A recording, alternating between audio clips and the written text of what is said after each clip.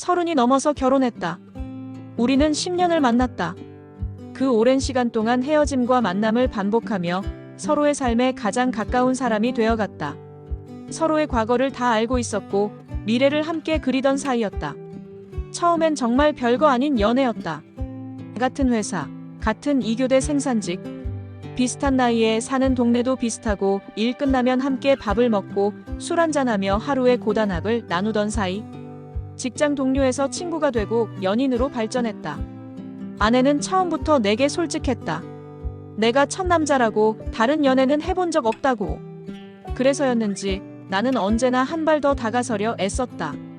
부족하지 않게 해주고 싶었다. 그러다 보니 늘 양보했고 늘 이해하려 했다. 아내는 늘 조용하고 착했다. 그런 그녀를 지켜주고 싶었다.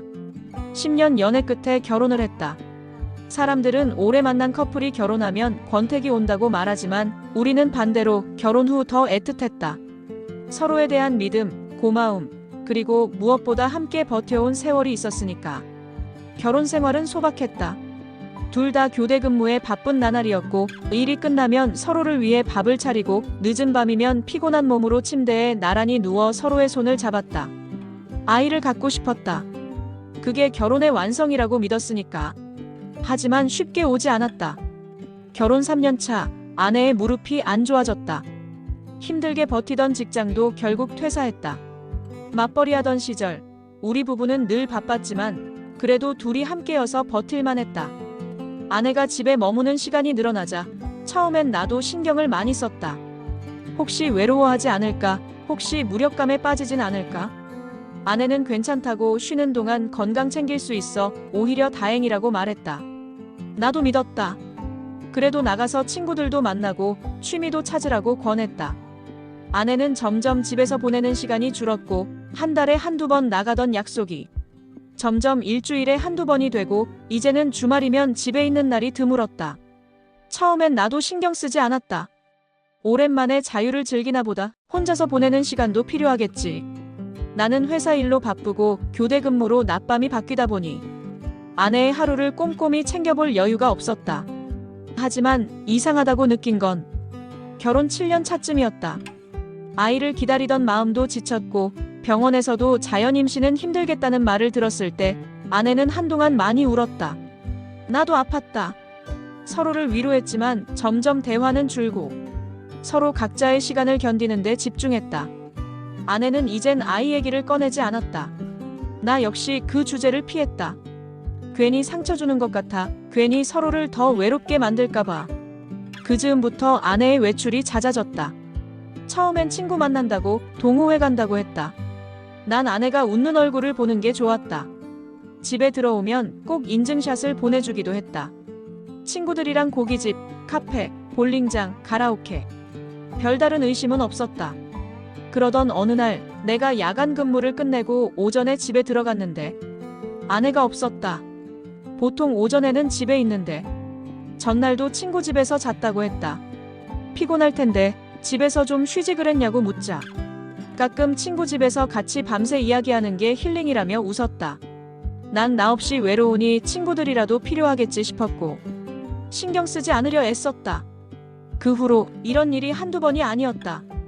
하루는 새벽 1시 넘어 들어오기도 하고 가끔은 아예 연락이 안 되는 날도 있었다. 하지만 아내는 항상 집에 오면 미안해. 핸드폰 배터리가 나가서 그랬어.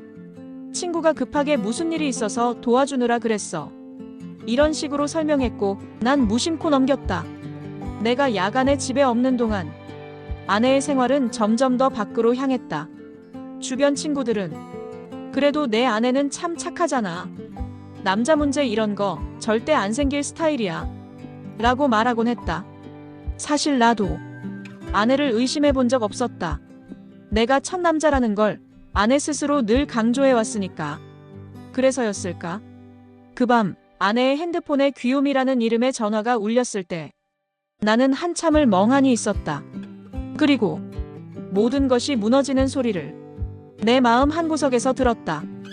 귀요미라는 이름, 이제 와서 생각하면 그 이름 하나에 내 모든 불안이 들어있었다. 그날 밤 나는 잠들지 못했다. 새벽 내내 뒤척이고 아내의 숨소리에 귀 기울였다. 그녀는 깊이 잠들어 있었다. 고단한 하루 끝에 찾아온 평온. 적어도 아내의 얼굴만 보면 그런 착각이 들었다. 하지만 내 머릿속은 쉬지 않았다. 설마 그럴 리 없어. 아내를 믿고 싶었다. 10년 연애, 10년의 신뢰, 그리고 결혼 후 7년 단 한 번도 의심하지 않았던 사람이었다. 하지만 의심은 한 번 시작되면 걷잡을 수 없다. 침대에 누워 천장을 바라보며 내가 놓친 모든 순간을 떠올렸다. 아내의 잦은 외출, 밤늦게 귀가하는 날이 점점 늘었던 이유, 집에 혼자 있는 시간이 많아지며 쌓인 무료함, 아이에 대한 대화가 점점 줄었던 순간들. 그리고 최근 몇 년 사이 부쩍 줄어든 부부관계. 내가 뭘 잘못한 걸까? 회사에선 늘 피곤했고 교대 근무를 핑계로 아내에게 신경을 많이 못 써줬다. 집안일은 아내 몫이 됐고 나는 점점 무뚝뚝해졌던 것 같다. 아내가 웃을 때마다 예전만큼 기쁘지 않았다. 혹시 그게 문제였던 걸까? 이런 자책은 새벽을 지새우는 내내 나를 괴롭혔다. 아침이 오고 아내는 언제나처럼 차분하게 일어났다. 평소와 다름없는 얼굴, 늘 해주던 아침밥, 우리 집만의 소박한 일상. 아무렇지 않은 척 난 또 평범한 남편의 역할을 했다. 하지만 속으로는 이미 무너져 있었다. 그날 이후로 나는 아내의 사소한 행동 하나하나를 의심하기 시작했다. 아내의 폰을 훔쳐보려는 충동이 계속됐다. 한참을 망설이다 아내가 샤워하러 들어간 사이 조심스레 아내의 핸드폰을 들었다. 패턴은 예전 그대로였다. 연애 때 서로 공개했던 그 패턴. 아내는 내가 이렇게 폰을 열 거라곤 생각도 못했을 것이다. 손이 떨렸다. 이름을 찾았다. 귀요미. 문자 내역을 눌렀다. 누나, 오늘 진짜 최고였어요. 다음에 또 와요, 꼭. 이런 누나는 처음이야. 히읗히읗히읗. 심장이 멎는 줄 알았다. 다리는 후들거리고 눈앞이 캄캄해졌다. 카카오톡도 들어갔다. 똑같은 이름, 비슷한 내용. 사진은 없었다. 대신 토킹바 결제 내역이 보였다. 여성 전용 호스트바. 50만원, 35만원, 70만원. 적지 않은 금액이 찍혀 있었다. 그리고 모텔 결제 내역. 6만원, 8만원. 아내는 이걸 당당히 쓸 정도로 이젠 거리낌이 없어진 걸까? 머리가 멍해졌다. 나는 그 자리에서 아무것도 할 수 없었다. 아내는 여전히 평온한 얼굴로 주방에서 반찬을 담고 있었다. 나는 그날 이후 매일 밤을 눈뜨고 보냈다. 아내의 외출이 있을 때마다 이제는 어디가 아니라 또 그곳인가? 라는 의심부터 들었다. 예전 같으면 친구 만난다는 말에 별 생각 없이 그래, 재밌게 놀다 와 하고 말았겠지만 이제는 귀요미를 만나는 건 아닐까? 그가 있는 곳으로 또 가는 건 아닐까? 계속 의심이 들었다. 아내의 표정, 말투, 휴대폰을 쥐는 손 하나하나를 관찰하며 그녀가 거짓말을 하고 있는지 집요하게 살폈다. 하지만 아내는 단 한 번도 내가 바뀌었다는 걸 눈치채지 못한 듯했다. 오히려 전보다 더 살갑게 대했다. 저녁엔 요리를 더 신경 써서 해주고 회사 다녀온 나에게 수고했다며 손수건을 건네주었다. 내가 착각한 걸까? 내가 오버하는 걸까? 몇 번이나 내가 예민한가? 아내가 정말 그냥 친구를 만나는 것일 수도 있다. 자기 합리화를 해봤다. 하지만 토킹바, 모텔, 귀요미 이 세 단어가 머릿속에서 계속 맴돌았다. 며칠이 지나 아내는 주말에 또 외출을 준비했다. 오늘은 친구랑 영화 보러 간다고 했다. 난 그래, 다녀와라고 대답했다. 하지만 내 속은 천근만근 무거웠다. 아내가 나간 뒤 나는 혼자 집안 구석구석을 뒤졌다. 혹시나 증거가 더 있지 않을까? 영수증, 메모, 명함 아무것도 찾지 못했다. 소파에 앉아 멍하니 천장을 보았다. 도대체 언제부터 이렇게 된 걸까? 언제부터 내가 아내를 의심하게 된 걸까? 언제부터 우리 둘의 사이가 이렇게 멀어졌을까? 나는 문득 아내가 처음 집에 들어오던 날 그 수줍은 미소를 떠올렸다. 그리고 이제는 서로에게 감추고 있는 거짓과 의심 그리고 쌓여가는 상처만이 남아있음을 느꼈다. 이제 나는 결정을 내려야 했다. 아내를 다그칠 것인가, 아니면 아무 일 없던 척 다시 일상으로 돌아갈 것인가. 그 밤, 나는 아무것도 결정하지 못한 채 혼자 어둠 속에서 끝없는 상상을 되풀이했다. 아내의 진실을 안 뒤로 나는 평범한 척, 아무 일 없는 척 살아가야만 했다. 아내를 다그쳐야 한다는 생각과 혹시 내가 잘못 본 건 아닐까라는 미련이 내 안에서 부딪혔다. 그런데도 나는 입을 다물었다. 딱히 용기가 나지 않았다. 이혼이라는 단어를 입 밖으로 꺼내는 것, 그 한마디로 모든 게 무너질 것 같았다. 어쩌면 내가 바란 건 아내가 스스로 털어놓아 주길 바라는 마음이었을지도 모른다. 내가 못 잡아줬구나. 그래서 아내가 밖에서 위안을 찾았구나. 자책이 끊이지 않았다. 남자답지 못하다는 자괴감, 내가 너무 무심했다는 후회, 한 번쯤은 괜찮냐고 진심으로 물어봐야 했다는 미안함. 아내는 내 눈치를 본 적이 없었다. 언제나처럼 웃으며 식탁에 앉아 내게 밥을 차려줬다. 한 번은 참지 못하고 물었다. 요즘 힘든 일 있지 않아? 아내는 고개를 저었다. 아니야, 오히려 잘 쉬고 있어서 좋아. 혹시 내가 신경 못 써줘서 서운한 거 있으면 말해. 그런 거 없는데 왜 그래? 아내는 미소를 지었다. 예전에 그 밝고 순수한 미소였다. 내 마음은 또 흔들렸다. 진짜 아무 일도 없는 걸까? 내가 오해하는 걸까? 이런 생각은 회사에서도 나를 괴롭혔다. 야간 근무를 마치고 집에 들어오면 아내는 늘 집에 있었다. 피곤한 얼굴로 소파에 앉아 있거나 TV를 보고 있었다. 그런데 가끔씩은 문득 나를 바라보는 아내의 시선에서 알 수 없는 거리감이 느껴졌다. 서로가 서로에게 비밀을 가지고 있다는 그 미묘한 불편함. 며칠 후 아내는 다시 외출을 준비했다. 이번엔 친구들이랑 모임이 있다고 했다. 나는 아무 말도 하지 않았다. 아내는 꾸미는데 더 신경을 썼다. 평소보다 진한 화장, 새로 산 듯한 원피스, 그리고 향수 냄새. 아내가 현관문을 나서자 나는 멍하니 그 뒷모습을 바라봤다. 저 사람 정말 내 아내가 맞나? 저 사람 정말 나만 사랑하고 있는 걸까? 한참을 앉아 있다가 나는 휴대폰을 들고 카카오맵에서 XX 여성 전용 토킹바 위치를 검색해봤다. 생각보다 가까운 곳에 있었다. 회사 근처, 아내가 자주 간다는 번화가 골목 어귀.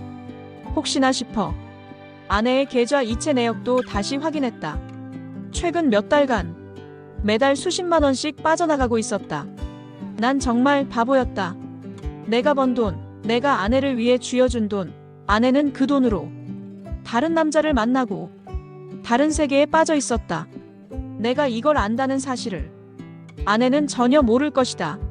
나는 그날 아무 말 없이 혼자 라면을 끓여 먹었다. 아내가 없는 집, 정적이 무겁게 내려앉았다. TV도 라디오도 켜지 않았다. 그냥 라면 국물 소리만 적막한 거실에 울렸다. 그 순간 갑자기 눈물이 났다. 분노도 슬픔도 그 무엇도 아닌 그저 서러운 감정이 훅 하고 밀려왔다. 밤늦게 아내가 들어왔다. 나왔어. 늘 그렇듯 활기찬 목소리. 나는 방문을 닫고 누워 있었다. 아내는 내 방문을 열고 피곤해? 하고 물었다.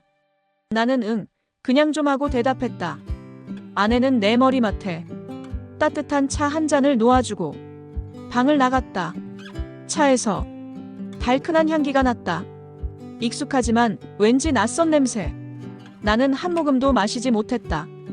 이제 이 상황을 어떻게 해야 할지 혼란스러웠다. 아내를 붙잡고 너 뭐하러 다니는 거야? 나 다 알아. 라고 말할 수도 있었다. 하지만 그 말을 뱉는 순간 우리 부부의 20년이 모두 끝날지도 모른다는 두려움이 컸다. 이렇게라도 함께 있고 싶었다. 비록 아내가 더 이상 나만의 여자가 아니라 해도, 비록 아내의 마음이 이미 다른 곳에 가 있다 해도 그녀 곁을 떠날 용기가 나는 없었다. 이런 생각이 드는 내 자신이 한심하고 비참하게 느껴졌다. 내가 이렇게까지 비굴해야 하나? 이렇게까지 모른 척해야 하나. 그런데도 나는 다음 날도 평소와 똑같이 아내에게 오늘 뭐 해? 저녁엔 뭐 먹을까? 이런 말을 건넸다. 아내는 늘 괜찮아, 피곤하면 쉬어 하고 웃었다. 나는 그 미소 뒤에 숨은 다른 남자를, 다른 세계를 이제는 정말 볼 수밖에 없다는 사실이 서서히 내 삶을 잠식해 들어오는 걸 막을 수 없었다. 더는 못 참겠다 싶었던 날이었다. 나는 아내가 현관문을 닫고 들어온 그 순간을 기다렸다. 밤 1시가 가까운 시간, 아내는 무심한 얼굴로 집에 들어왔다. 나왔어. 여느 때처럼 평범한 목소리. 나는 소파에 앉아 TV도 켜지 않은 채 멍하니 앉아 있었다. 아내가 눈치를 챘다. 왜 그래? 무슨 일 있어? 나는 잠시 머뭇거렸다. 그동안 몇 번이나 이런 말을 삼켰던가. 이번만큼은 참지 않기로 했다. 나 너 핸드폰 봤어. 아내의 얼굴이 굳었다. 무슨 소리야? 귀요미라는 사람한테 전화 오더라. 카톡도 봤어. 토킹바, 모텔, 카드 내역도 다 봤어. 아내는 한동안 말이 없었다. 서로 눈만 마주쳤다. 그 짧은 정적에 우리가 살아온 20년이 모두 흩어지는 느낌이었다. 아내가 먼저 고개를 숙였다. 작게 떨리는 목소리였다.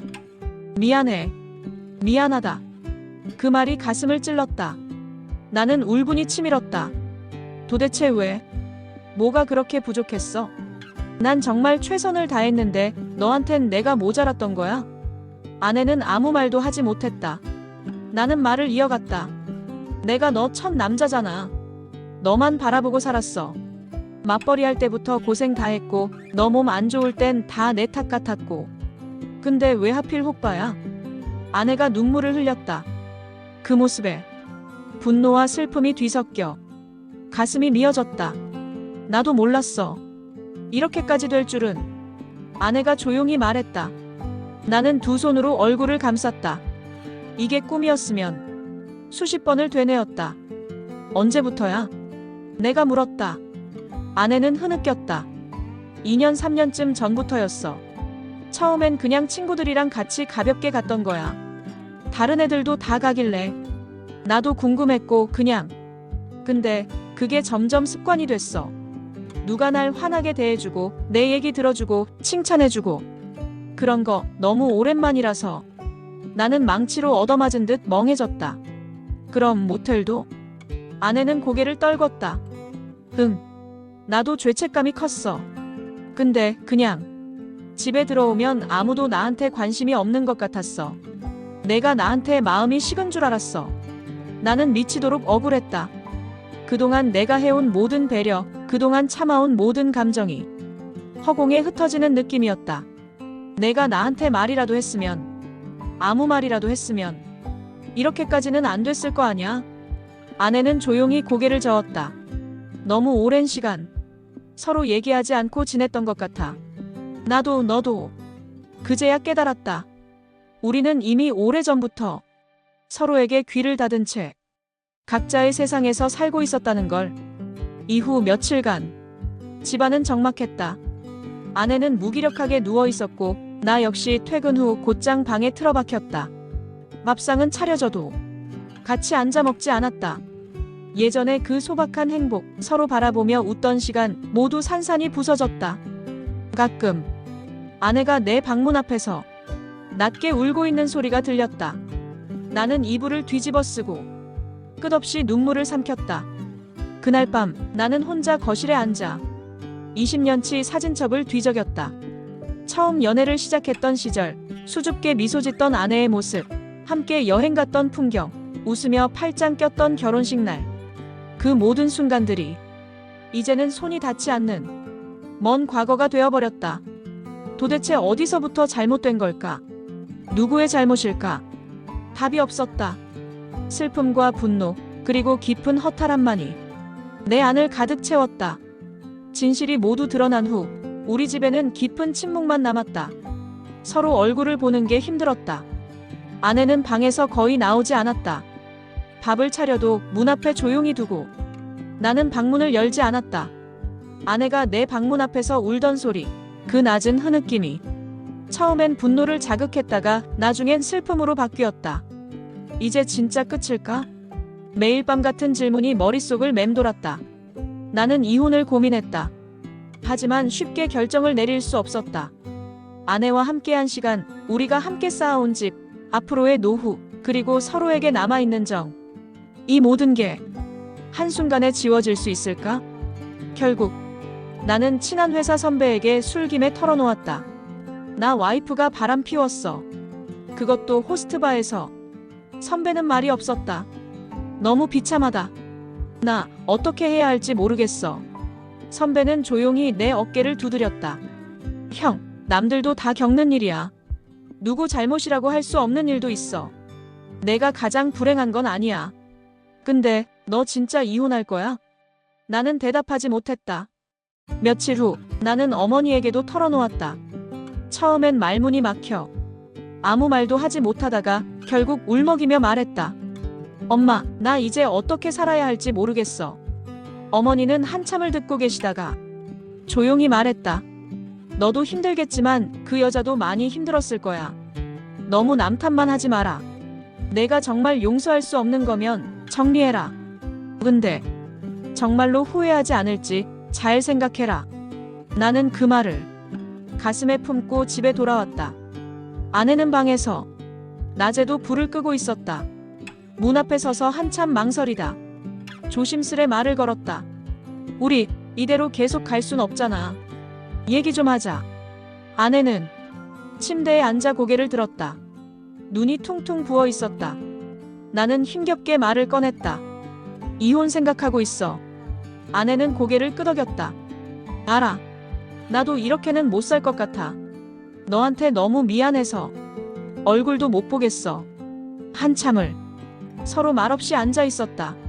문득 현실적인 문제가 떠올랐다. 집은 어떻게 하지? 통장은? 이 집에서 내가 나가야 할까? 아내가 나가야 할까? 함께 산 시간은 긴 흔적으로 남아 아무리 분노해도 쉽게 지워지지 않았다. 그래도 혹시 정말 한 번만 더 용서할 수 있지 않을까? 그 말이 목구멍까지 올라왔다. 하지만 입 밖으로 내지 못했다. 이미 마음 한구석에 이건 끝이다라는 절망이 돌덩이처럼 박혀 있었다. 그날 밤 나는 집을 나와 동네 공원을 걷다가 벤치에 앉아 한참을 울었다. 주변엔 아무도 없었다. 새벽 공기만 차갑게 내 마음을 감쌌다. 나는 그제야 내가 얼마나 외로웠는지, 얼마나 사랑받고 싶었는지, 얼마나 기대고 싶었는지 깨달았다. 아내 역시 나와 똑같았을까? 서로를 바라보고 살던 그 소박한 시절로 다시 돌아갈 수만 있다면 뭐든 다 해줄 것 같았다. 하지만 이제는 돌이킬 수 없는 선을 우리가 넘었음을 깨달았다. 결국 우리는 이혼을 하기로 합의했다. 집안에는 짙은 침묵과 어색한 공기만이 떠돌았다. 한때 사랑했던 사람과 서류 몇 장으로 남남이 되는 과정은 생각보다 더 무겁고 더 가혹했다. 집 정리, 그리고 현실적인 문제. 가장 먼저 부딪힌 건 집이었다. 아내와 함께 산 이 아파트는 대출도 아직 많이 남아 있었다. 누가 나갈지, 누가 남을지 차가운 현실만 남았다. 당신이 나가. 여기선 내가 더 오래 살아서. 아내는 그렇게 말했다. 나는 그래, 그럼 내가 나갈게. 마지못해 대답했다. 집안 구석구석 우리의 추억이 깃들지 않은 곳이 없었다. 커튼, 냉장고, 침대, 벽에 걸린 액자까지 모든 게 함께 보낸 시간의 흔적이었다. 짐을 싸며 몇 번이고 멈췄다. 사진 앨범, 여행지에서 사온 소품, 생일 때 아내가 써준 편지. 모두 이제는 내 것이 아니었다. 통장과 돈, 남은 미련, 공동명의 통장, 자동이체 내역, 누가 얼마를 더 냈는지 일일이 따져봤지만 결국 남는 건 허탈함이었다. 계산적으로 정리하면 누가 더 손해를 봤는지 이젠 중요하지 않았다. 그래도 우리는 부부였는데 마음 한구석이 텅 비어버렸다. 아내도 마찬가지였을 것이다. 가족과 친구들, 현실적 조언. 내가 짐을 싸는 날 어머니가 오셨다. 정말 이렇게까지 해야 하냐? 어머니는 방 안을 둘러보며 한숨을 쉬었다. 나는 고개를 끄덕였다. 이렇게라도 해야 나도 저 사람도 살 수 있을 것 같아. 친구들은 그래도 너 잘했다. 이런 상황에서 더 버티면 내 인생만 힘들어진다. 라고 위로했다. 누구도 정답을 주지 못했다. 아내는 내가 집을 나가기로 한 날 거실에서 나를 멀찍이 바라보고 있었다. 눈은 많이 부어 있었지만 더는 울지 않았다. 잘 살아. 미안해. 정말 미안해. 나는 대답하지 못했다. 우리 너무 오래 참았던 것 같아. 아내의 목소리가 희미하게 떨렸다. 행복하길 바랄게. 나는 그 말에 괜히 화가 났다. 행복하길 바란다니. 이런 상황에서 도대체 누가 행복할 수 있나. 하지만 아무 말도 할 수 없었다. 그저 고개만 끄덕였다. 나는 짐 몇 개만 챙겨 원룸으로 들어갔다. 낡은 책상, 좁은 침대, 창문 밖엔 남의 집 불빛만 보였다.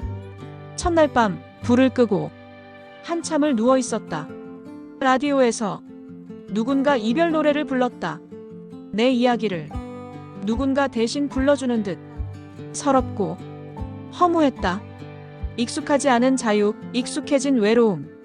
이제는 아무도 내 걱정 안 해준다. 퇴근하고 집에 와도 불 켜진 거실은 없다. 누군가 따뜻하게 밥을 차려줄 일도 없다. 아내 역시 이 집에서 혼자 남겨졌겠지. 우리는 이렇게 서로의 인생에서 점점 더 멀어졌다. 이게 정말 내가 원했던 삶일까? 내 삶에 이렇게 큰 구멍이 생길 줄 꿈에도 몰랐다. 이혼 서류에 도장을 찍은 뒤 나는 세상에 홀로 던져진 기분이었다. 처음 며칠은 아무것도 하지 않았다. 회사는 다녔지만 머릿속은 늘 멍했고 출근길 지하철에서도 누군가 내 삶을 훔쳐보는 것만 같았다. 회사 동료들은 내가 이혼했다는 사실을 눈치로 알고 있었다. 누구도 직접 묻지는 않았다.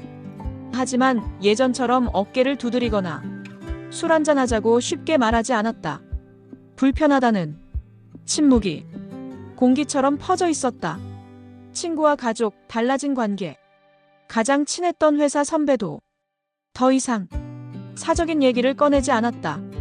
가끔 연락이 오는 친구들은 괜찮냐?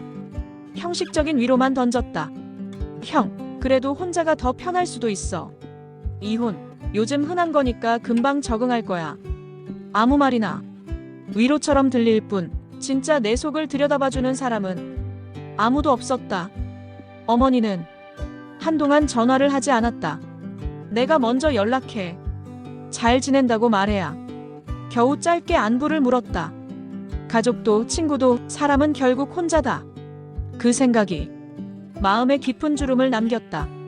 아내와의 연락은 한 달에 한 번쯤 남은 공과금이나 서류 문제가 있을 때만 오갔다. 그때마다 나는 한참을 망설이다. 짧게 답장만 했다. 잘 지내냐? 힘들진 않냐? 물어보고 싶었지만 아무것도 묻지 않았다. 어쩌면 서로를 위해 이게 최선이라는 생각이 들었다. 하지만 가끔은 그녀가 올린 인스타그램을 몰래 들어가 보았다.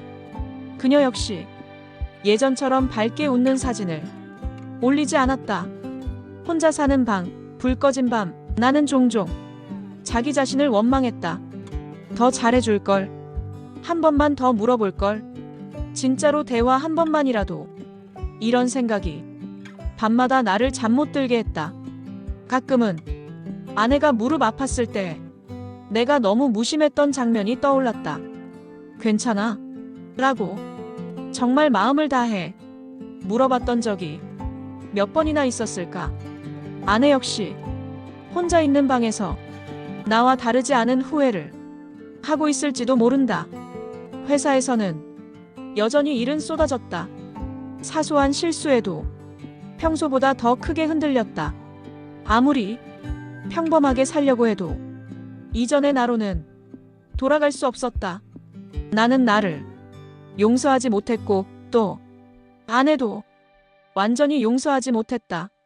어느 날 점심시간에 회사 옥상에 올라갔다. 쨍쨍한 햇살이 내리쬐는 날 도시 풍경을 바라보다 문득 이렇게라도 다시 시작해야겠다 생각했다. 모든 것을 잃은 건 아니었다. 아직 내 인생이 남았고 아직 내일이 남았다. 나는 나를 원망하는 마음을 조금씩 내려놓기로 했다. 그날 밤 불을 끄고 창밖 불빛을 바라보며 처음으로 나도 괜찮아질 수 있을까? 스스로에게 물었다.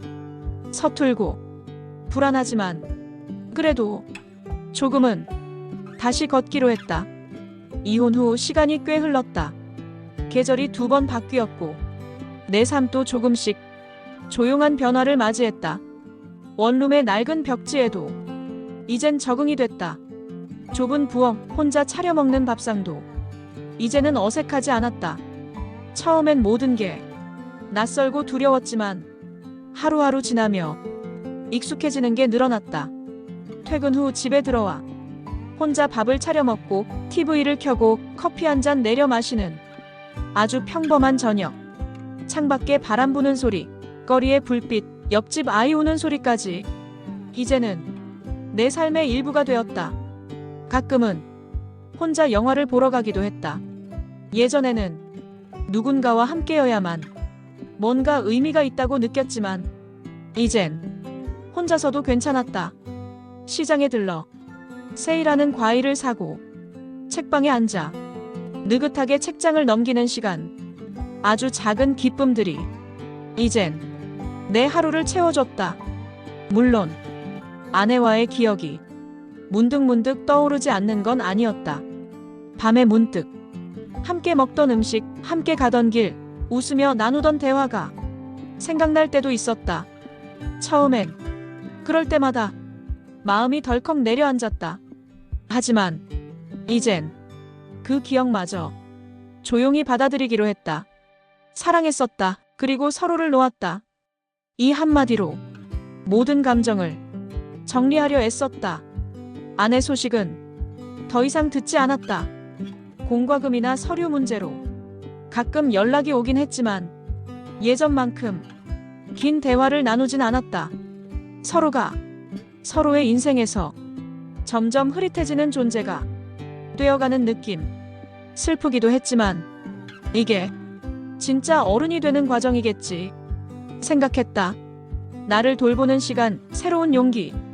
회사 일에도 조금 더 집중하게 됐다.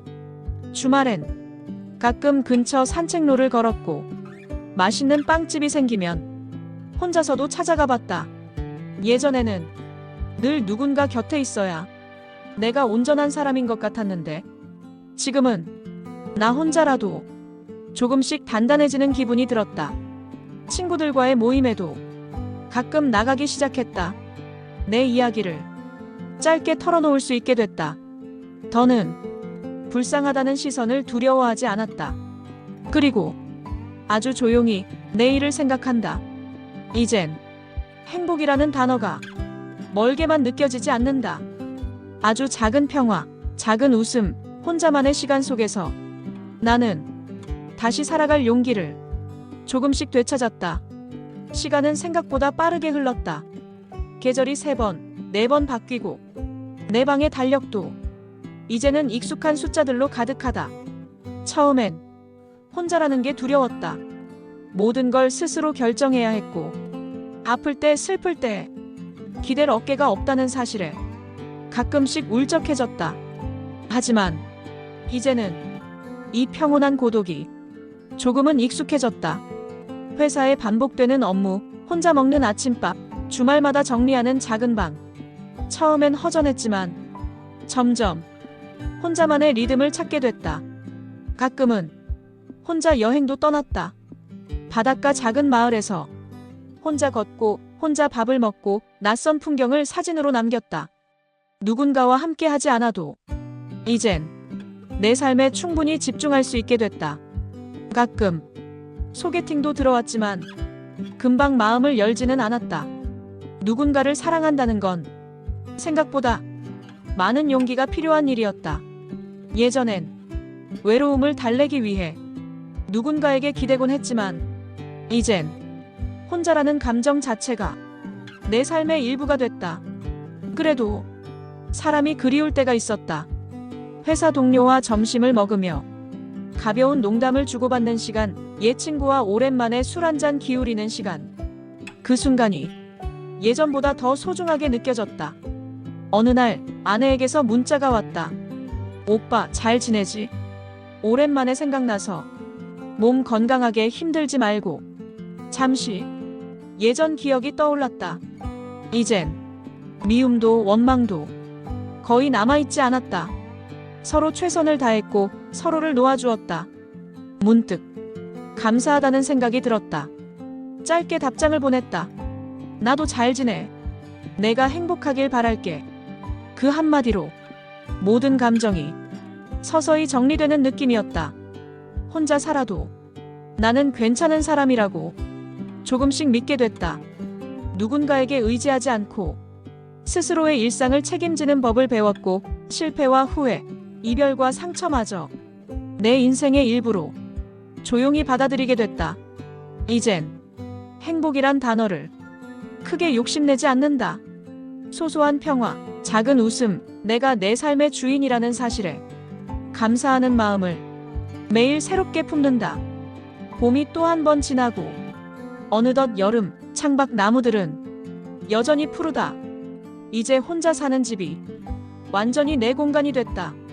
일이 끝나면 가끔은 작은 화분에 물을 주고 조용히 음악을 들으며 창밖 풍경을 바라본다. 예전엔 누군가 옆에 있어야만 온전한 사람이 되는 것 같았는데 이젠 내 시간, 내 공간이 참 고맙고 소중하게 느껴진다. 가끔은 아내와 보냈던 오래전 시간들이 불쑥 떠오른다. 처음 만났던 설렘, 함께 웃던 날들, 상처 주고받던 싸움, 이별의 날밤, 모든 순간이 이젠 나를 더 깊게 만드는 소중한 재료가 되었다. 후회도 미련도 더 이상 날 흔들지 않는다. 그저 내가 지나온 시간, 내가 살아낸 인생이 한 장면으로 고요하게 받아들인다. 어느 날 동네 도서관에서 우연히 말을 건넨 사람이 있었다. 짧은 인사, 가벼운 미소, 책 좋아하세요? 서툰 대화. 이젠 누군가와 가까워지는 게 두렵지도 조급하지도 않다. 내가 누군가에게 조금씩 마음을 열 수 있다는 것, 그것만으로도 이미 충분했다. 나는 내 삶을 조용히 사랑하기로 했다. 과거의 나, 상처 입었던 나, 후회하고 울던 나, 그 모든 나를 그대로 인정해주기로 했다. 그리고 내일은 조금 더 웃을 수 있을 것 같았다. 세상은 아직 어렵고 가끔은 외로웠지만 나는 내 몫의 평온과 작은 행복을 조금씩 쌓아가고 있었다. 혼자여도 괜찮아. 다시 사랑해도 괜찮고 다시 상처받아도 괜찮아. 결국 내 삶은 내가 살아내는 것. 조용히 하지만 단단하게 오늘을 걷는다.